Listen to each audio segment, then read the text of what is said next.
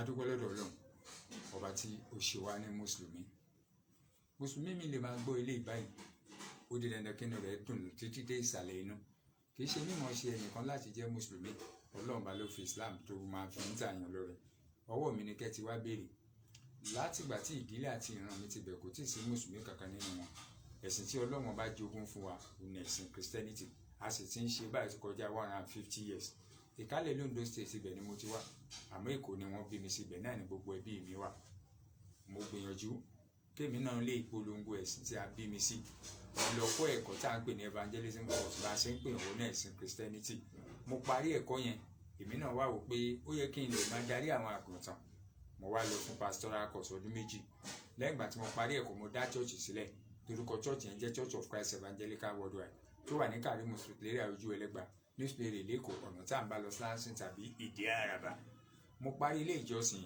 mo sì gbìyànjú sójú ọ̀nà ẹ̀sìn Kristẹni púpọ̀ jù mo lajú afọ́jú mo gbé arọ dìde débi wípé àwọn àgùntàn mi lọ bí 5,000 kó tó di pé Ọlọ́run bá wá jẹ́ kémi náà mọ̀ pé ẹ̀sìn Islam lójú ọ̀nà Ọlọ́run ọba fúnra rẹ̀ kì í ṣe páfá kan ló wá síwájú church mi láti wá ṣe wá sí o fúnra rẹ̀ Ọlọ́run ọba ló mọ̀ọ́mọ̀ tó pè mí wá sí ojú ọ̀nà ẹ̀sìn Islam ó ṣeé ṣe kó má mọ̀ mí orúkọ mi ni olùṣọ́ àgùntàn tẹ́lẹ̀tẹ́lẹ̀ Michael Adémọ́lá Ọmọjọ tí mo jẹ́ general overseer Church of Christ Evangelical Worldwide tó wà ní Karimu Street Surulere area lẹ́kọ̀ọ́ ọ̀nà tá à ń bá lọ Slansin tàbí Ìdí Àràbà kó tó di pé Ọlọ́run bá máa jẹ́ kí n mọ̀ pé ẹ̀sìn Islam lójú ọ̀nà tí mo bá ń gba iwájú mọ́ṣáláṣí kọjá tí mo rí àwọn mùsùlùmí tí wọ́n pọ̀ bá mú nínú mọ́ṣáláṣí náà èmi ti gbìn sọ́kàn pé kì í ṣe ojú ọ̀nà ni wọ́n wà màá wá páàkì ọkọ̀ mi sí ìkọjú sí mọ́ṣáláṣí láti inú ọkọ̀ yẹn ni màá ti máa náwọ́ tí màá ti máa ṣàdúrà ìwọ Olúwa gbogbo àwọn mùsùlùmí tó wà nínú mọ́ṣáláṣí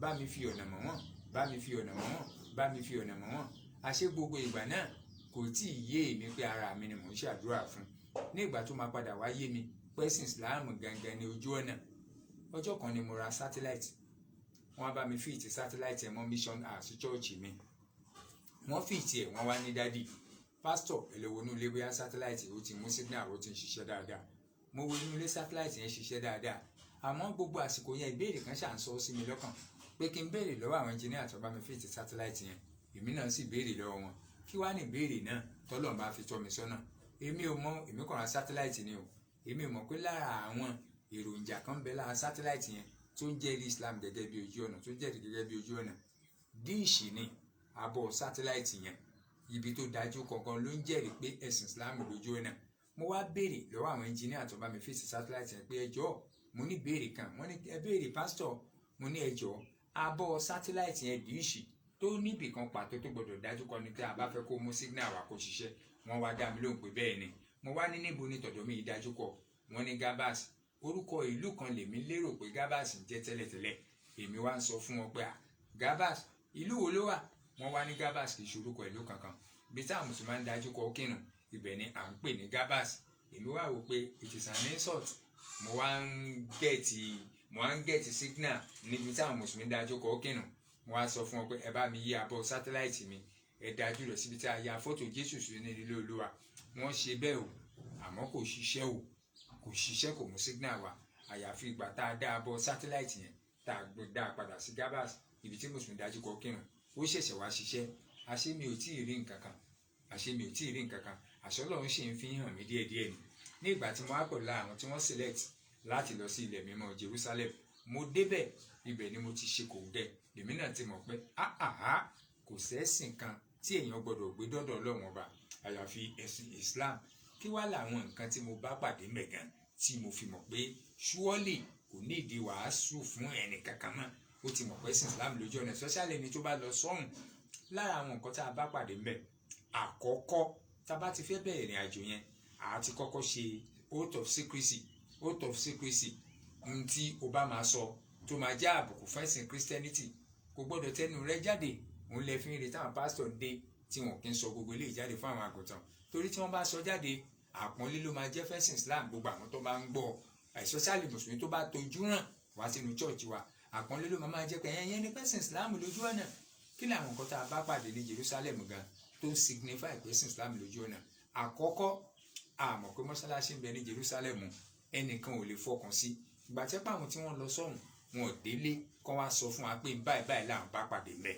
Àkọ́kọ́ ibi tí a ti kọ́kọ́ bá mọ́ṣáláṣí pàdé eré àbẹ̀kan tí a ń pè ní Gálílì, ibẹ̀ láti ṣe kòǹgẹ́ mọ́ṣáláṣí Al-Qudus. Lẹ́yìn náà a tún bá mọ́ṣáláṣí ní ìpàdé eré àbẹ̀kan tí a ń pè ní Via delle Aqsa. Via delle Aqsa Greek ni máa ń pè ní Via, torí tí Greek bá fi sọ pé Via wọ́n fi ń júwe àdúgbò ni. Àdúgbò yẹn là ń pè ní Al-Aqsa area ní Jerusalem, ọ̀nà ìlà ń bá lọ sí Palestine. Gẹ́gẹ́ bí àánú Ọlọ́run a ṣe kòǹgẹ́ mọ́ṣáláṣí kan ńbẹ̀. Orúkọ mọ́ṣáláṣí tá a bá pàdé ńbẹ̀ òun là ń pè ní Masjid Al-Aqsa. Masjid Al-Aqsa. Lẹ́yìn náà a wá ń gbọ́ ìpè irun láwọn àyè kan ní Jerusalem. Àyíká tí ń gbọ́ ìpè irun yẹn àrí mọ́ṣáláṣí ńbẹ̀, àṣìrẹ́ni tó gbé máikrófóònù dání tí ń pè irun. Ìwọ tó ń gbọ́ mi wà á máa sọ pé ní Jerusalem náà àwọn àyè wo wá ní? Ẹ jẹ́ kí n júwe wọ́n pọ̀, àmọ́ lára àwọn àyè tá a ti lọ ṣàdúrà tí wọ́n sì ń sọ fún wa pé Jésù ṣàdúrà ńbẹ̀, àwa náà di dandan ká lọ ṣàdúrà ńbẹ̀ nígbà tá a lọ sí Jerusalem. A ṣàdúrà ńbẹ̀ níbo gan níbẹ̀? À ń pè ibẹ̀ ní Garden of Gethsemane. Garden of Gethsemane. Garden of Gethsemane. Ọgbà Gethsemane. Ìwọ tó jẹ́ Kírísítẹ́nì tó ń gbọ́ wa báyìí tó fẹ́ máa fọ́lọ̀ ẹ̀ lọ sínú Matthew 26 láti verse 37 wá sísàlẹ̀. Ó jẹ́ ká mọ̀ pé Jésù ó mú Pétérù àtàwọn ọmọ Sébédè méjèèjì pẹ̀lú rẹ̀, ó ń banújẹ́, ó ń bọkàn rẹ̀wẹ̀sì. Ó wá lọ sí ọgbà Gẹ́símánì, ó wá ní ẹ dúró níyìn kí n lọ síbẹ̀ láti lọ ṣàdúrà. Ibi tó ti lọ ṣàdúrà yẹn tó bá lọ sínú Luke 22 láti verse 39 wá sí ìsàlẹ̀, Luke 22 láti verse 39 wá sí ìsàlẹ̀, ibẹ̀ là ń pè ní òkè Olifi tá à ń pè ní Mount Olive. Mount Olive. Mount Olive kì í ṣe bẹ́ẹ̀ ló wà o, ìsàlẹ̀ ní ọgbà Gẹ́símánì, òkè gangan ní Mount Olive, òkè ara wọn ni kì í ṣe ibẹ̀ yẹn. Step wà bẹ́ẹ̀ tá a máa gbà lọ sí òkè. Àwa ń bẹ̀ àwa ń ṣàdúrà. Nígbà tá à ń ṣàdúrà ńbẹ̀ àwa ń gbọ́ sí etí wa bí ìgbà tá a fi máa pèsè APC sétí. À ń gbọ́ Allahu Akbar, Allahu Akbar, Allahu Akbar, Allahu Akbar, ashhadu an la ilaha illallah, ashhadu anna Muhammadur Rasulullah. Bá a ṣe gbọ́ báyìí àwẹ̀ gbọ́ ọ̀tún àrímọ́ṣáṣí, àwẹ̀ gbọ́ òsì àrímọ́ṣáṣí, àwọ̀wájú àwẹ̀yìn àrímọ́ṣáṣí, àwọ̀wájú àrímọ́ṣáláṣí. Níbo wá ni wọ́n ti ń pè ń tí kì bá ṣe pé míríkù Ọlọ́run ọba Allah? Tí ìwọ náà bá ń gbọ́ wàá rí pé ní tí ń kọjá òun náà ń bojú ẹ̀yìn, òun bojú ẹ̀yìn tó ń wọ̀ tó ń wò sí, wàá ti mọ̀ pé ní tó ń gbọ́ òun lòun náà gbọ́. Kékeré wá nìyẹn o. Kó tó di pé mo lọ sí ilẹ̀ mímọ́ Jerusalem, kí n tó lọ sí ilẹ̀ mímọ́ Jerusalem, ìwé tèmi gbà pé ìwé Olúwa sámúsámú original òun ni Bíbélì. Kò sí pásítọ̀ kan láyé tó máa gbà pé Kùránì nìkan ìwé Olúwa ni. Kí n tètè là mọ́lẹ̀ báyìí. Ní ìgbà tí mo wá délẹ̀ mímọ́ Jerusalem, a dé ibì kan tá a máa ń lọ, à ń pe ibì kan ní Gálílì tí mo dárúkọ lẹ́ẹ̀kan yẹn. Àyè méjì la máa ń lọ tó sì di dandan ká gbọdọ̀ débẹ̀. A máa ń lọ sí Nazareth, Gálílì lòun náà wà. A tún máa lọ sí Kánà ní Gálílì. Ìtorí tá a fi máa lọ sí Nazareth yẹn òun ni pé ibẹ̀ ni wọ́n ti tọ́ Jésù dàgbà lẹ́yìn ìgbà tí wọ́n bí. Ibi tá a máa ń lọ ní Kánà ní Gálílì òun ni láti lọ ibi tí Jésù ti ṣe iṣẹ́ ìyanu. Ibi tí Jésù ti ṣe iṣẹ́ ìyanu. Wọ́n fi bẹ̀ wọ́n wá, wọ́n wá ní ká béèrè ìbéèrè. A wá béèrè ìbéèrè lọ́wọ́ àwọn tí ń mú wa káàkiri. Ìbéèrè tá a béèrè lọ́wọ́ wọn ni pé ẹ jọ̀ọ́ láti ìgbà tí Jésù ti délé ayé ṣé kò ṣe iṣẹ́ ìyanu kankan yàtọ̀ sí ìta wá wò ní Kánà ní Gálílì yìí ni wọ́n ló ṣe iṣẹ́ ìyanu. Àwa ní níbo ni àkọsílẹ̀ iṣẹ́ ìyanu yẹn wà, níbo ni àkáǹtì rẹ̀ wà. Ní tí wọ́n sọ fún wa ni pé inú ìwé tí ó pé ibẹ̀ ló wà, the complete book. Àwa wá ń ṣe kàyéfì pé complete book yẹn bóyá another new version of Bible ni. Àwa ò fọkàn sí Kùránì o. Àwa gbé Bible wa jáde, àwa fi hàn wọ́n. Wọ́n ní Bible kọ́ ni ìwé tí ó pé yẹn, wọ́n ní no. Wọ́n ní ìwé yẹn gangan, wọ́n ní àsọtẹ́lẹ̀ rẹ̀, evidence ìwé yẹn gan wọ́n ló wà nínú 1 Corinthians 13 verse 9. Àwa náà sì lọ síbẹ̀ tí ò rújú, táwa náà sì rí mbẹ̀ pé ìmọ̀ apá kan ni, àwa sì ń sọ àsọtẹ́lẹ̀ apá kan. Ṣùgbọ́n nígbà tí ìwé tí ó pé bá dé, èyí tí sapá kan yóò dópin. Ìwé tó pé yẹn gangan làwa fẹ́ wá mọ̀ báyìí. Blue ni, black ni, tàbí yellow tàbí green ni, báwo ló ṣe tóbi tó? Wọ́n ní bẹ́ẹ̀ kọ́. Wọ́n ní ohun tó yẹ ká béèrè ni pé láti bo ló ti máa jáde, ta la máa fi rán? Àwa náà sì béèrè bẹ́ẹ̀. Wọ́n wá sọ fún wa pé ẹni tá máa fi ìwé yẹn rán, ìwé wa tọ́ka rẹ̀. Látọjọ́ yẹn ni mo ti mọ̀ pé k'Ọlọ́run bá kó ṣe ìdáríjì fún mi, torí èmi ò gbà pé lẹ́yìn Jésù òjíṣẹ́ mi tún bẹ. Mi ò gbà pé lẹ́yìn Jésù òjíṣẹ́ mi tún bẹ. Àmọ́ ńgbà tí a rí evidence tí wọ́n sọ fún wa pé òjíṣẹ́ yẹn o kò ní mọ̀ ọkọ, kò ní mọ̀ ọkà. A máa sọ fún pé kó máa kà, òun á sì máa sọ pé èmi kò mọ ìwé kà. A sì rí live, tá a sì rí nínú Isaiah 29 verse 12, tá a sì rí mbẹ̀ pé a sì fi ìwé náà, ìwé complete book yìí, a sì fi fún ẹni tí kò mọ ìwé. A sì wí fún un pé ka èyí òun sì ń wí pé èmi kò mọ ìwé kà. Àìsáyà 29 verse 12. Wọ́n fi ìwé yẹn tó pé yẹn tí í ṣe àlùkùránì tí wọ́n sì fi rán òjíṣẹ́ ńlá ànábì Muhammad tí wọ́n fi rán wọ́n fi bó ṣe ju bíbélì lọ hàn wá o, àmọ́ kò tí ì ṣàǹfààní yẹn fún un lásìkò yìí. Gẹ́gẹ́ bí àánú Ọlọ́run ó dàbí pé àràǹdọ̀pọ̀ ẹ̀ báyìí nítorí àsìkò. Gẹ́gẹ́ bí kádàrá Ọlọ́run, gẹ́gẹ́ bí kádàrá Ọlọ́run ọba, Ọlọ́run ọba wá kádàrá àárí evidence bíi méjì kan tó máa fi mọ̀ pé n tá à ń sọ yìí kì í ṣe pé ìṣòrí mo gba Islam ni mo á fi ń sọ láti lè boost evidence gan tí ìwọ náà lè lọ sí ìwádìí lórí rẹ̀. Àkọ́kọ́, Kùránì tí mùsùlùmí bá ń sọ pé òun lọ̀gá gbogbo ìwé, èmi náà ò gbà tẹ́lẹ̀tẹ́lẹ̀, èmi ò tiẹ̀ gbà pé ìwé Ọlọ́run ni ká má ti wá sọ pé bóyá ọ̀gá gbogbo ìwé. Àkọ́kọ́ tí Kùránì tó fi ju Bíbélì lọ, ìwé apá kan ní Bíbélì, Bíbélì náà ló tọ́ka rẹ̀ mí kọ́ ò. Àkọ́kọ́, àlùkùránì tó bá ń ròyìn Ọlọ́run ọba kò sí àṣìṣe ńbẹ, kò sí mistake ńbẹ. Àmọ́ tí Bíbélì bá ń ròyìn Ọlọ́run ọba a máa rí fọ́ọ̀tì níbẹ̀ o. Lẹ́yìn ìgbà tí mo gba ẹ̀sìn Islam, mo dúpẹ́ lọ́wọ́ àwọn àfáà, wọ́n ti fi àwọn súràsì kan hàn mí, àwọn súrà tá a lè máa fi kírun lẹ́yìn Fatihat. Wọ́n ti fi hàn mí tèmi náà sì há sí orí, tí mo sì há sí orí à.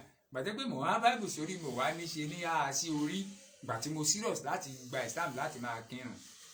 Àkọ́kọ́ nínú súrà kan tí Ọlọ́run ọba tó ti sọ Ayatul Kursiyu ní súrà yẹn, tí Ọlọ́run bá ti sọ pé látàwùsíù sinatu wà lánàmìlà mọ́fì, ọba yìí tẹ́ bá lọ́wọ́ interpretation ẹ̀ ó túmọ̀ sí pé ọba yìí ó lọ gbére, kìí sùn kìí tó gbé o, kìí sùn kìí tó gbé o. A máa àkókò lè ṣàbòsí. Bíbélì náà ròyìn Ọlọ́run, ó ròyìn Ọlọ́run, àmọ́ Bíbélì ṣe ròyìn Ọlọ́run bá ẹ̀rí mistake ńbẹ. Bíbélì sọ nínú Psalm 44 verse 23, Psalm 44 verse 23, ó ní jí èé ṣe tí wọ́n ń sùn Olúwa. Psalm 44 verse 23 ni o, ó ní jí èé ṣe tí wọ́n ń sùn Olúwa. Ọlọ́run ní sùn tó ń jí ni tàbí bò, èmi mọ̀ kó ṣe mistake yẹn nìyẹn náà, àmọ́ ẹ má ti jẹ́ ká lọ síbẹ̀. Ìkejì, àlùkùránì kò sí àlùfàṣà nínú ẹ̀ láti ìbẹ̀rẹ̀ rẹ̀ títí dé ìparí, àmọ́ Bíbélì àlùfàṣà ń bẹ níbẹ̀. Tí n bá sọ̀rọ̀ ìwọ tó ń gbọ́ mi tó bá doubt mi, lọ sínú Solomon 7 verse 6, wàá rí níbẹ̀ pé ó ti ní ẹwà tó, ó sì ti dára tó, ìwọ olùfẹ́ mi nínú adùn ìfẹ́. Ìdúró rẹ yìí dàbí igi ọ̀pẹ àti ọmú rẹ bí ṣírí èso àjàrà. Mo ní èmi ò gun ọ̀pẹ lọ, èmi ò di ẹ̀ka rẹ̀ mú, pẹ̀lúpẹ̀lú nísinsìnyí ọmú rẹ pẹ̀lú yóò dàbí ṣírí àjàrà. 6 to 8 ni mo ṣẹ̀ṣẹ̀ kà yìí o, wá máa kà láti verse 11 lọ. Mo lè fi Bible ń sìn kí n máa gbé kó máa wò báyìí, Bible ń bẹ lọ́wọ́ mi kó máa wò lọ. Solomon 7 verse 6 to verse 8 àti verse 11 to verse 12. Ìwọ tó ń gbọ́ mi o lè sọ pé kì í ṣàlùfàṣà, pé ká kà síwájú ká lè mọ̀ bóyá àlùfàṣà ló máa yọrí sí. Àágbọ́ tiẹ̀ jẹ́ àwa kà síwájú báyìí. Solomon 7 verse 6 to 8 ni mo kọ́kọ́ kà, jẹ́ àwa kà verse 11. Ó ní wá olùfẹ́ mi, jẹ́ kí a lọ sí pápá, jẹ́ kí a wọ̀ sí ìletò wọn nì, jẹ́ kí a dìde lọ sínú ọgbàjà ní kùtùkùtù, jẹ́ kí a wọ̀ bí àjàrà rúwé, bí ìtànná àjàrà bálà, àti bí igi pọ̀mọ́gẹ́tì bá rúdìí. Níbẹ̀ lèmi ò ti fi ìfẹ́ mi fún ọ. Má ṣàbòsí ìwọ tó ń gbọ́ mi. Àlùfàṣà lélẹ̀ tàbí kì í ṣàlùfàṣà. Solomon 8 verse 8, Solomon 8 verse 8 ó tún fi kún un lẹ́gbẹ̀ẹ́. Ó ní àwa ní arábìnrin kékeré kan, òun kò sì ní ọmú, kí làwa yóò ṣe fún un lọ́jọ́ táwa bá fẹ́ fẹ́ ẹ̀? Ìyẹn àlùfàṣà tún kọ́ nìyẹn.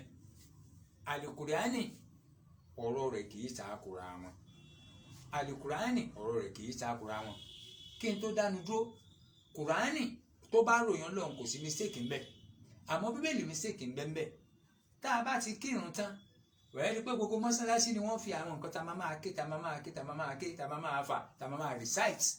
Lára wọn là ń pè ní la ilaha illallah, ká máa fà, wahdahu la sharika lahu, lahul mulki wa lahul hamdu wa huwa ala kulli shay'in qadir. Nígbà tí wọ́n á lọ òtúmọ̀ rẹ̀ lábẹ́ ntọ́lẹ̀mọ́ gbogbo mọ́sálásí yẹn tó ń gbé kọ́ mọ́sálásí, ó ń túmọ̀ sí pé wa huwa ala kulli shay'in qadir, tó túmọ̀ sí pé gbogbo agbára yẹn abẹ́ ìtọ́ Ọlọ́run ọba láàlú wa.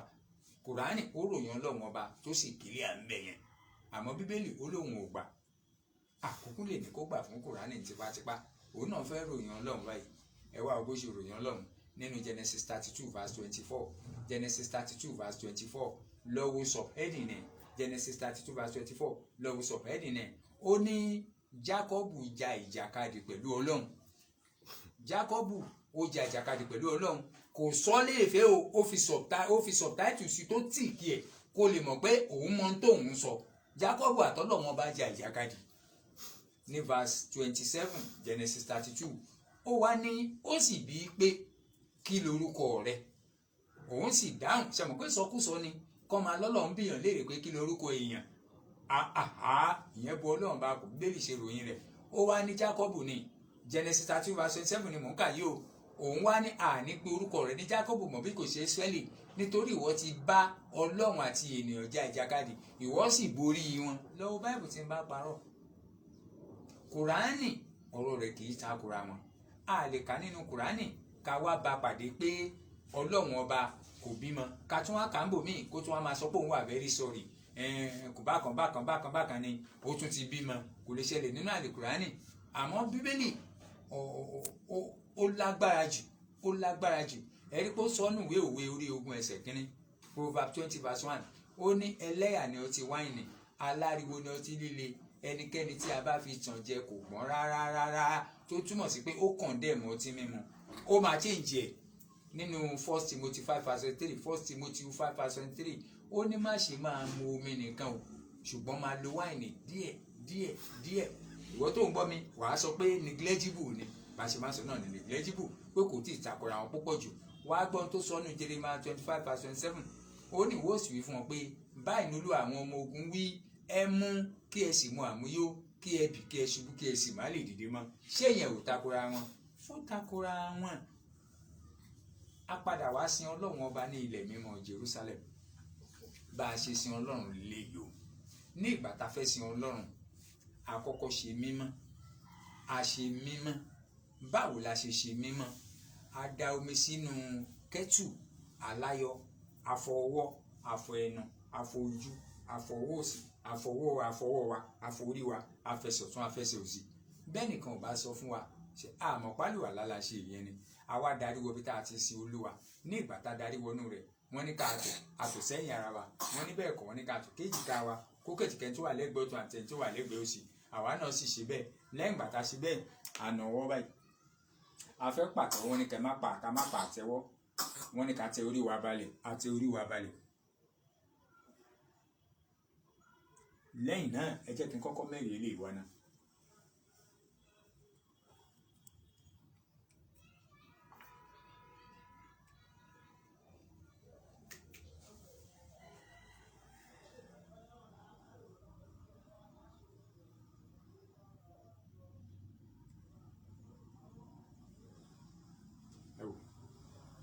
À ń lọ bí 50,000 bá ṣe wà ń bì yìí o. Ẹni tó bá rí tí ń pàtẹ́wọ́ ń bẹ̀ bá mú jáde.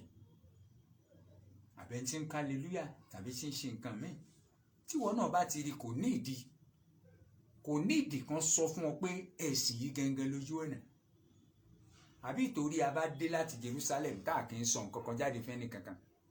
Tí ìbá ṣe pé mi náà gba Islam, o ò lè gbọ́rú ilé lẹ́nu mi títí ayé máa fi parẹ́. O ò lè gbọ́ lẹ́nu mi títí ayé máa fi parẹ́. O ò lè gbọ́ lẹ́nu mi títí ayé máa fi parẹ́. O ò lè gbọ́ lẹ́nu mi títí ayé máa fi parẹ́. Aṣá kírun ní Jerusalem kí n gé kiri. Lẹ́yìn ìgbà tí mo wá dé, mo wá lọ gba ẹ̀sìn Islam. Ìgbà tí mo gba ẹ̀sìn Islam, mo wá yí orúkọ mi padà kúrò ní olùṣọ́ àgùntàn Michael, wọ́n sọ di Abdulrahman. Mo wá padà sí chọ́ọ̀chì mi láti lọ sọ fún ìyàwó àtàwọn ọmọ àtàwọn àgùntàn tí mo kó síbẹ̀ tí mò ń fún lóúnjẹ jẹ, láti lọ sọ fún wọn wípé ìwọ tó ń gbọ́ mi, kí ló dé ta fi máa ń pa àwọn tí ń tẹ̀lé wa ní àgùntàn? Òun ni wípé wọn kì í lè béèrè lọ́wọ́ wa, that is pé wọn kì í lè pè wá ṣàkíyèsí. Ẹ rí i pé nínú ẹ̀sìn Islam yìí, ẹ̀sìn ọlà, ẹ̀sìn ẹyọ ọ̀kan tọ́lọ́run bá máa gbà òun ni pé bí a bá ń kírun lọ́wọ́ lójú ọ̀nà ẹ̀sìn Islam kò sẹ́ni tí ò lè gbàgbé nǹkan àyàfi Ọlọ́run bá Allah. À ń kírun rákà mẹ́rin, ìmáàmù wa gbàgbé ó kí mẹ́ta, ó wá fẹ́ parí, ó fẹ́ sálámà. Ó di dandan káwọn jàmáà wọ́n mọ̀ pé ó ṣe mistake ni o.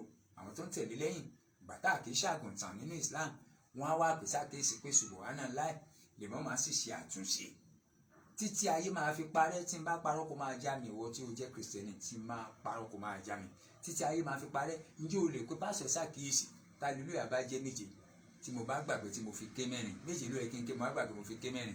Ṣàṣìbó yẹ káwọn àgùntàn náà bí àwọn mùsùlùmí ṣe ń lo right tó ń sọ pé subhanallah tó ń pè imam ṣàkíyèsí, ó yẹ káwọn àgùntàn mi náà lè pè mí ṣàkíyèsí bẹ́ẹ̀ pé dádì ẹ mà ti ṣe mistake, ẹ mà ti ṣe mistake. Wọn ò tó bẹ̀ láti pè mí ṣàkíyèsí o, láíláíláíláí. Àwọn ti gbà pé mi ò ṣe mistake, ẹ̀mí Olúwa ló ní kí n ṣe bẹ́ẹ̀ lónìí. Ẹ̀sìn Islam bí mo ṣe rí tẹ́lẹ̀ ìgbà tí mo wá wọnú ẹ̀ mo á rí pé ó tún jù bẹ́ẹ̀ lọ. Àkọ́kọ́ òun ni pé Islam èmi ò tiẹ̀ mọ̀ pé ó mọ́ tó bẹ́ẹ̀ yẹn. À ń kírun lọ́wọ́ nínú mọ́sálásí àti ìparí ìrun. Mo ti gba Islam gbà yẹn kó má ṣe ọ̀rọ̀ yìí gbọ́ o. À ń kírun lọ́wọ́ nínú mọ́sálásí. Má gbàgbé o, mo ní ìgbà tí mo gba Islam padà sí church o, màá padà sọ ò kó kọ́kọ́ gbọ́ yìí náà. Àwọn beauties kan tọ́lọ́run bá tó fi sínú ẹ̀sìn Islam tí mo fi ń bẹ ìwọ tó kìí ṣe mùsùlùmí kó tètè máa bọ̀ báyìí kájọ wá ṣe ẹ̀sìn yìí. À ń kírun lọ́wọ́ nínú mọ́sálásí lẹ́yìn ìgbà tí mo gba ẹ̀sìn Islam. Àwa ń kírun lọ́wọ́ àti ìparí ìrun. Ìmáàmù tó ń kírun fún wa ó wá kúrò ní múmbàrí, ó kúrò mọ́sálásí. Àfáà mi ló wá parí ìrun fún wa. Sọ pé tí ò bá yé èèyàn ó sì di dandan kéèyàn béèrè. Mo wá béèrè lọ́wọ́ àwọn tí àjọ kírun pé ìmáàmù tó ń kírun fún wa níbo ni wọ́n wá lọ tá à ń kírun lọ́wọ́. Wọ́n wá dá mi lóhùn pé lèmọ́ọ̀mù ò lọ ibì kankan, àlùwàlá lèmọ́ọ̀mù já, àlùwàlá lèmọ́ọ̀mù já. Ìmáàmù bèèrè pé ṣàlùwàlá máa ń já nínú ẹ̀sìn Islam ni? Wọ́n ní bẹ́ẹ̀ ni. Mo wá bèèrè pé kí ni ń já àlùwàlá yẹn? Wọ́n ní bí wọ́n bá ti sọ àlùwàlá ti já. Mo wá gba igbá àyàmú báyìí pé irú ẹ̀sìn wo ni mo wá bọ́ sí ìwọ Ọlọ́run o? Èso lásán tó jẹ́ pé tí n bá ń ya àwọn àgùntàn mi sí mímọ́ báyìí, Olúwa gbàkóso. Tí n bá parọ́ kó máa já mi o, Olúwa gbàkóso. Bàbá dábírà, Olúwa ó ṣe, màá sì máa sọ báyìí, màá lólúwa ó ṣe. Sọ pé tí ẹ̀sìn yẹn bá mọ́ bí ẹ̀sìn Islam ni, bí mo bá ń ṣàdúrà tí mo bá ń sọ, tí mo ń ṣàdúrà tí mo bá ń sọ, ṣe mọ̀ pé ó yẹ kí n kọ́kọ́ stop àdúrà yẹn náà kí n lọ ṣe purification lóye tá a ṣe ní Jerusalem tá a ṣàlàlá kí n tó bẹ̀rẹ̀ rẹ̀. Ẹ jẹ́ kí n mú yẹn síbẹ̀. Lẹ́yìn ìgbà tí mo wá padà sínú church, mo sọ fáwọn àgùntàn mi pé ẹ̀sìn Islam òun lójú ọ̀nà wọn. Wọ́n sì béèrè àwọn evidence oríṣiríṣi lọ́wọ́ mi. Mo wá sọ fún wọn pé àkọ́kọ́ Jerusalem tẹ̀ ń wò yẹn Islam ló ní àtàwọn Jew péréte lẹ̀sìn Christianity ń bẹ.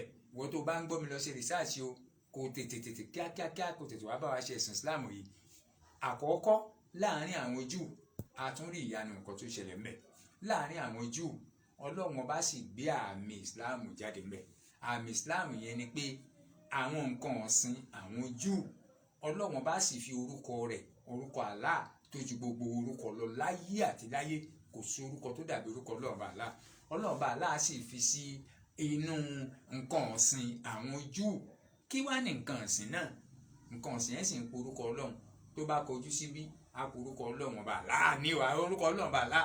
Tó bá kẹ̀sì bá pe orúkọ Ọlọ́run bá Allah. Tó bá kọjú sí bá pe orúkọ Ọlọ́run bá Allah. Á kọjú sí bá pe orúkọ Ọlọ́run bá Allah. Ó nìyí.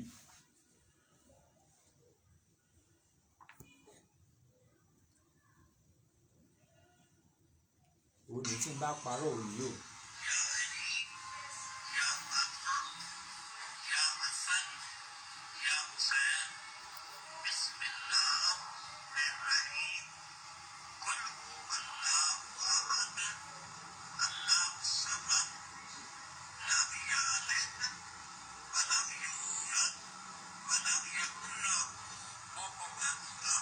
Ibì kan ló kọjú sí báyìí o, a tún kọjú síbòmíì gẹ́gẹ́ bí àṣẹ Ọlọ́run. A tún kọjú síbòmíì báyìí, a tún kọjú síbòmíì, a tún kọjú síbòmíì báyìí.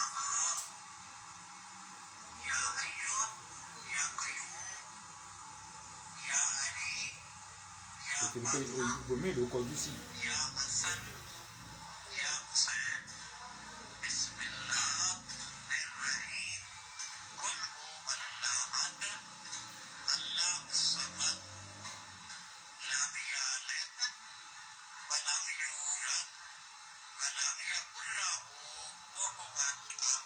ìwọ tó wá ń gbọ́ wa báyìí tó jẹ́ mùsùlùmí o ti mọ̀ pé kó o múra sẹ́sìn ló ti dáa báyìí. Ìwọ tó wá ń gbọ́ wa tó kì í ṣe mùsùlùmí, ìwọ náà máa ṣe àṣàrò ẹ nínú ọkàn rẹ. Eléyìí kì í ṣe pé a kàn fi fẹ́ fi polongo Islam. Ìfẹ́ gbà lọ́kàn rẹ ìwọ tó kì í ṣe mùsùlùmí. Àti ìdè mùsùlùmí àfi tá a bá nífẹ̀ẹ́ àlùjánnà tá a ní fúnra wa, tá a ní fún ọmọlàkejì wa la ṣẹ̀ṣẹ̀ jẹ́ mùsùlùmí. Òun ló jẹ́ kó máa gbọ́ eléyìí. Tí ì bá sí bẹ́ẹ̀ màá kàn pẹnu mi mọ́ ni tẹ́ tó ní gbọ́n kankan. Àmọ́ ìwọ tó ń gbọ́ mi tó kì í ṣe mùsùlùmí báyìí, má ṣàṣàrò yẹn lọ́kàn rẹ o, má ṣàṣàrò yẹn lọ́kàn rẹ o. O mọ̀gbà títí tán máa dé o, o ò mọ̀ o. Èmi náà mọ̀gbà náà lèmi náà fi gba ẹ̀sìn Islam o. Mo dúpẹ́ lọ́dọ̀ Ọlọ́run 214 àwọn àgùntàn ló ti gba ẹ̀sìn Islam lẹ́yìn ìgbà tí èmi náà gba Islam. Ìyàwó mi ó lóun ò ní bá mi kírun tẹ́lẹ̀tẹ́lẹ̀, àmọ́ mo á dúpẹ́ lọ́dọ̀ Ọlọ́run. Èmi àti ìyàwó àjọ ń kírun báyìí ni, èmi àtàwọn ọmọ mi yányán àjọ ń kírun báyìí ni. Kódà àwọn náà wà nílé ìkéwú báyìí. Èmi bàbá wọn náà, èmi náà ti ń gbìyànjú Kùránì díẹ̀ Ọlọ́ba kó jọ kó tètè fi yé mi. Àmọ́ yíyá Kùránì yẹn ó dà pé ìyẹn tètè yé mi ju àti wọnú Kùránì lọ. Gbogbo ẹ̀ kò sí tó ṣòro ṣe fún Ọlọ́run ọba. Èmi ni olùṣọ́ àgùntàn Michael Adémọ́lá Ọmọjọ tí mo jẹ́ G.O. Church of Christ Evangelical Worldwide tó wà ní Karimu State lẹ́yà ojú ẹlẹ́gbàá níṣòro lẹ́kọ̀ọ́ ọ̀nà tá à ń bá lọ sáàsì tàbí ìdí àràbà. Mo dúpẹ́ lọ́dọ̀ Ọlọ́run, mo dúpẹ́ o tọ́lọ̀ bá ṣe mí ní mùsùlùmí o. Ìwọ tó ń gbọ́ mi, ìwọ náà gbìyànjú kó jẹ́ mùsùlùmí. Ìwọ tó wá ti wà nínú ìwọ náà gbìyànjú kó lè múra sí ẹ̀sìn yẹn. Mo dúpẹ́ pé mo ti wá di Abdulrahman báyìí. Sọlú alánàbẹ ìkàlẹ. Ẹ dákun àdúpẹ́ fún Ọlọ́run. Gbogbo ẹ̀yin tí ẹ ní àǹfààní àti máa tẹ̀lé wa báyìí, mo lérò pé ẹ̀yin náà ti gbọ́ oore Islam o.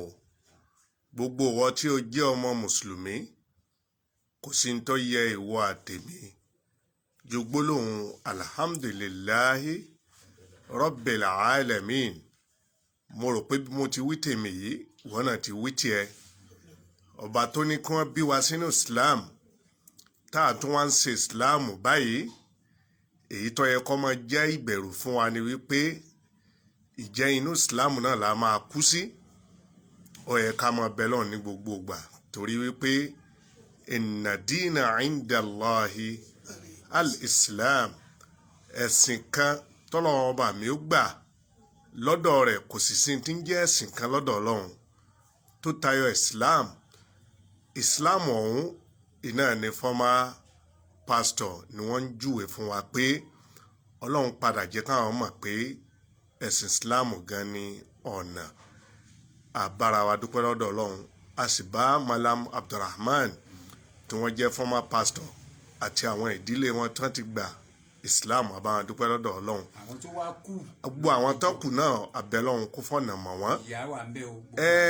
Malam Abdulrahman, ìbéèrè tí àwa fẹ́ béèrè lọ́wọ́ yín ni wípé látìgbà tí ẹ ti gba Islam yìí, ìjẹ́ ẹ tẹ̀ ní àwọn ìpèníjà kankan ọ̀yọ̀ kan àbí méjì tí ẹ ń kojú látara pé ẹ gba iṣẹ́ Ọlọ́run? Torí wípé èyí tó yé wa, gbogbo ẹni tó bá rẹ́dì àti fi ẹ̀mí ẹ̀ lẹ̀ fún iṣẹ́ Ọlọ́run, ojú rẹ̀ ó rí tó o.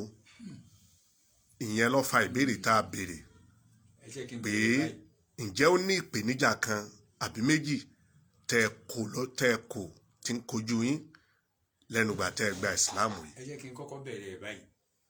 Ṣé rí nígbà tí mo wà nínú Christianity, ó di dandan olùṣọ́ àgùntàn gbọ́dọ̀ ní ọkọ̀ tó máa lò.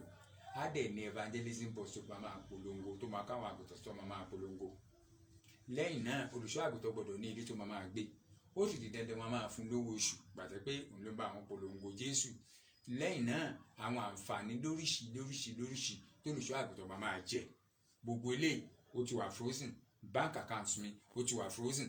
Àkáǹtì kan tí mo ní ń sìn gbà tí mo gbọ́ ẹ̀sìn Islam ní Jaiz Bank. Gbà tí mo gbọ́ ẹ̀sìn Islam ni mo ṣẹ̀ṣẹ̀ open nẹ̀. Nígbà tí mo gbọ́ ẹ̀sìn Islam ni mo ṣẹ̀ṣẹ̀ open nẹ̀ Jaiz Bank 00038100017. Lẹ́ẹ̀kan sí Jaiz Bank 00038100017. Name tẹ́ máa bá ń bẹ̀ ni Abraham Michael Ọmọjọ. Name tẹ́ máa bá mi gbà tí mo gbọ́ ẹ̀sìn Islam ni mo ṣẹ̀ṣẹ̀ open nìyẹn fún bí tẹ́lómi bá fẹ́ tó bá wù ú láti polongo ẹ̀sìn. Wàhálà ṣẹlẹ̀ lẹ́yìn ìgbà tí mo gbọ́ ẹ̀sìn Islam. Gbogbo àwọn ọkọ̀ yá àti gbogbo ẹ̀ nílé ìjọsìn gbẹ́sẹ̀ lé. Ìkejì ni pé fún bí months, oṣù tí n bá rìn lọ báyìí màá sì máa ṣa áńkáṣífà lòkù nílẹ̀lẹ̀ áńkáṣífà lòkù tí bá ti ṣàtán iye mi á tún á pìkì padà tí n bá ti ṣàtán iye mi á pìkì padà. Ọjọ́ kan ni mò ń lọ sí Ìbàdàn lára àwọn ìlú tèmi náà ti polongo ẹ̀sìn Christian ni mo wá ń lọ mo wá ń bọ̀ láti bẹ̀rẹ̀ títí dé Ìtàmẹ́rin à ń péré àkànní Alékúsọ níbẹ̀ ṣe mọ̀ pé àwọn ibì kan jí kòtò tán ṣe stẹ́ẹ̀pù sí kíní kan sì ń sọ fún mi pé sọ̀kalẹ̀ síbẹ̀ yẹn mo ti fẹ́ nọsẹ̀ láti sọ̀kalẹ̀ báyìí ni iye mi ṣẹ̀ṣẹ̀ pè tó bá yẹ pé mo sọ̀kalẹ̀ ni nǹkan míì kan là bá máa sọ. Lára àwọn ìlú tèmi náà ti polongo tẹ́lẹ̀tẹ́lẹ̀ mo lọ síbẹ̀ báyìí nígbà tí mo lọ síbẹ̀ ìgbà tí mo ti gbẹ̀sìn Islam mo sì ń sọ̀rọ̀ nínú mọ́sálásí báyìí ìlú ẹ̀ là ń pè ní Ìjẹ̀bú Igbó mo ń sọ̀rọ̀ báyìí mo sì wíìkì mi ò sì lè gbé ẹsẹ̀ mọ́ mo ò lè gbẹ́sẹ̀ mọ́ èmi ti wá ń sọ pé láìláìláìlá mo ti ń sọ jáde lẹ́nu pé bó bí tán bá ti ẹ̀ dé síbí mo dúpẹ́ lọ́dọ̀ Ọlọ́run pé mo ti ẹ̀ ti gba ẹ̀sìn Islam bí mo ṣe ń sọ láìlá kíní kan wá sọ sí mi lẹ́kàn Suratu Nas gbàtẹ́ pé àwọn àyà tí mo ti há sí orí ni gbàtẹ́ pé mo ní interest nínú ẹ̀sìn Islam ju ọ̀rọ̀ ayé lọ n tó fà á tí púpọ̀ pásítọ̀ fi gba Islam ní ọ̀rọ̀ ayé o mo wá súrà tí mo ti há mo wá ké mo ní káwọn èèyàn gbé Ọlọ́run tóbi mo wá ké kó adúrọ́bì nas mọ̀lẹ́kì nas láì na mísàdà sọ̀tà nas lálàsógbè mina jìnnà tó wà nas mo ń ké báyìí bí ṣe bẹ̀ẹ̀ sí sọ̀rọ̀ lọ nìyẹn ẹsẹ̀ mi tó wíìkì tó dúró sójú kan nígbà tí wọ́n ní stroke ẹsẹ̀ yẹn ó ṣẹ̀bẹ̀ sí ní ṣe dáadáa ẹ̀jẹ̀ ó bẹ̀ẹ̀ sí ní rànnù síbẹ̀ bẹ́ẹ̀jẹ̀ ṣe rànnù síbẹ̀ báyìí mò ń sọ̀rọ̀ lọ mo kàn rí táwọn èèyàn ń bọ̀ látòkè wọ́n wá ń gbé sẹ́ẹ̀tì wọ́n fẹ́ ya fótò èmi wá rò pé èmi tí mò ń sọ̀rọ̀ ni wọ́n fẹ́ yà àṣé èmi kọ́ o ẹyẹ kan tí ẹ̀jẹ̀ ti bo gbogbo ara rẹ̀ ló wà ní Múmbàrí Ìjẹ̀bú Igbó Central Mosque má ṣì mí gbọ́ Ìjẹ̀bú Igbó Central Mosque lẹ́yìn ìgbà tí mo ti gba ẹ̀sìn Islam yìí oríṣiríṣi jẹ́ fi fọ́tò mi tẹ́lẹ̀tẹ́lẹ̀ wọ̀n náà kò wá compare sí fèsì mi nísìn wàá mọ̀ pé omi ara àti ẹ̀jẹ̀ ara òun ni mo fi ń ṣe báyìí wo fọ́tò mi tẹ́lẹ̀tẹ́lẹ̀ mi fọ́tò mi nìṣó ti rí kò wá compare sí bí mo ṣe ṣe wà báyìí bíi pé kẹja ká mú ẹja kúrò nínú omi tí pásítọ̀ bá gba Islam bí ìgbà tá a bá mẹ́ja kúrò nínú omi tá a ti kọ mọ́ ẹja kó máa gbé inú omi ká wá fi sílẹ̀ lẹ̀ bó ti ṣe rí nìyẹn kò lè í sì tí pásítọ̀ kan bá lóyún sí kò kàn fẹ́ sọ ni bó gba Islam bó wá lóyún sí kò kàn fẹ́ mẹ́nu débẹ̀ ni tí ìbá ṣe pẹ́ béèrè èmi òkun ní sọ mọ́rọ̀ èmi mọ̀ pé títí màá fi fayé sílẹ̀ Ọlọ́run kó ṣàṣe mí kí n kú sínú ẹ̀sìn Islam ló kú báyìí Ọlọ́run ọba kó wá jọ nítorí mo gbọ́ lẹ́nu àwọn àfáà wọ́n ní ànábì Muhammad ó ní tó dáa jù ní pé kí èèyàn máa jẹ ní tó bá fi ara ṣiṣẹ́ fún òun ni fídíò kẹsẹ̀tì gbogbo tó ń gbọ́ yìí tó bá jáde síta tá a bá fi polongo ẹ̀sìn Islam àkọ́kọ́ ìyẹn ní intention àmọ́ ìkejì tá a bá ta fáwọn èèyàn kò tako ẹ̀sìn Islam bó ṣe ń gbọ́ wáyé kò tako ẹ̀sìn Islam bàbá fi ta ká ṣe káàkiri ká ta kò tako ẹ̀sìn Islam wọ́n tó bá nífẹ̀ẹ́ ẹ̀sìn Islam tí wọ́n náà bá fẹ́ kúnṣẹ́ Ọlọ́run bá lọ ká ṣe fídíò kẹsẹ̀tẹ̀ jáde ká kó sáwọn stores káàkiri kódà ibi tí ẹsẹ̀ ò lè dé kéèyàn tó fa ayé lẹ̀ fídíò kẹsẹ̀tì lè dé bẹ́ẹ̀ o so gbogbo àwọn ọ̀rọ̀ yìí ká ṣe sínú fídíò kẹsẹ̀tì mo kàn gé kéré ni o. a dúpẹ́ fún Ọlọ́run Malam Abdulrahman Ọlọ́run á bá wa dúró tì yín Ọlọ́run ò ní fara ní gbogbo ẹ̀yọ́ ọmọ ìyá wa nínú Islam tí ẹ wà lórí line pẹ̀lú wa báyìí live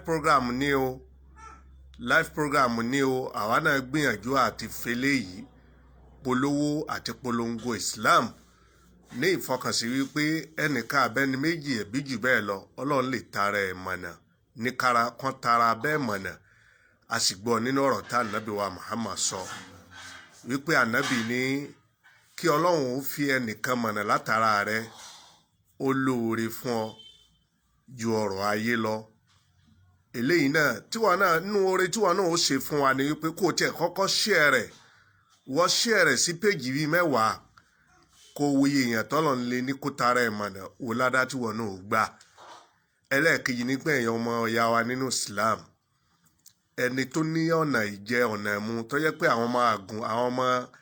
àwọn àgùntàn gẹ́gẹ́ bí wọ́n ti pè ó bẹ́yìn náà ti gbọ́ o ni wọ́n fi ń ṣèjẹ ni wọ́n fi ń ṣèmú nítorí ìfẹ́ Islam àti àánú Ọlọ́run wọ́n mọ̀ ti ṣọ́ọ̀bù ọ̀nà jẹ yìí ẹ wá wò ó èyí tí ó dá náà ni kí àtijọ́ àti mọ́ ọmọ rọrùn wọn ò rán mi o wọn ò polówó o ẹ̀yin náà gbọ́ bí wọ́n ti ń wé o àmọ́ sí kódà kémi àti ẹ̀ náà kátàrí eléyìí kagbáládá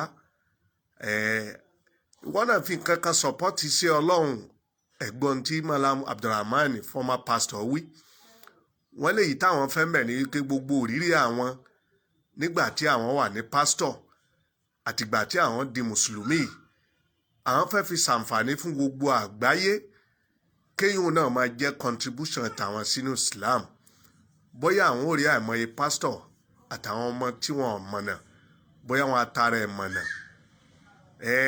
kí ni wọ́n fẹ́ fi support Islam lára wọn bí wọn náà bá ní tó fi support Islam lára wọn account number tí wọ́n pè yẹn wọ́n rán mi o wallahi tallahi wọ́n rán wa o ẹ̀yin náà gbọ́n tí wọ́n sọ látàárọ̀ o ìfẹ́ tiwọn ni wípé àní báwọn èèyàn ti gbọ́ àgbọ́yé ẹ̀sìn láwọn àgùntàn ìjọ tẹ́lẹ̀ táwọn náà ó dẹni tí ó mọ̀nà àmọ́ ẹ dákun ọ̀nà wo ni wọ́n fẹ́ gbé gbà lórí iṣẹ́ Ọlọ́run yìí tàn bá rẹ̀ ní sọ́pọ́tì wọn ìwọ náà dá sí tọ́lọ́run Ọlọ́run ó dá sí tiẹ̀ náà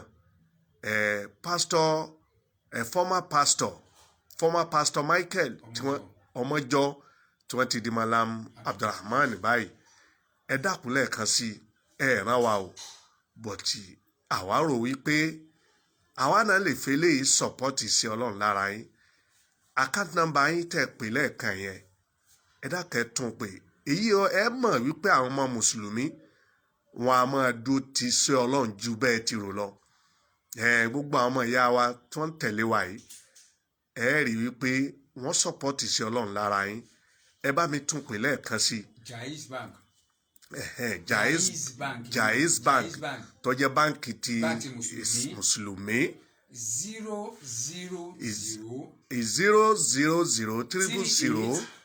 00038 lẹ́ẹ̀kan sí 00038 account name ni Abdulrahman Michael Omojo. Abdulrahman Michael Omojo àfẹ́yí ṣe bára o kí wọn náà ránṣẹ́ Ọlọ́run lọ́wọ́ ni o ẹni tèrè èjì tèrè lórí bí wọn ti polówó Islam káàkiri ayé ìwọ náà sọpọ́tì ẹ̀ àtẹ̀mí àti Malam Abdulrahman former pastor Michael Omojo àǹdàgbèrè wípé assalamu alaikum wa rahmatulahi wa barakatuhu.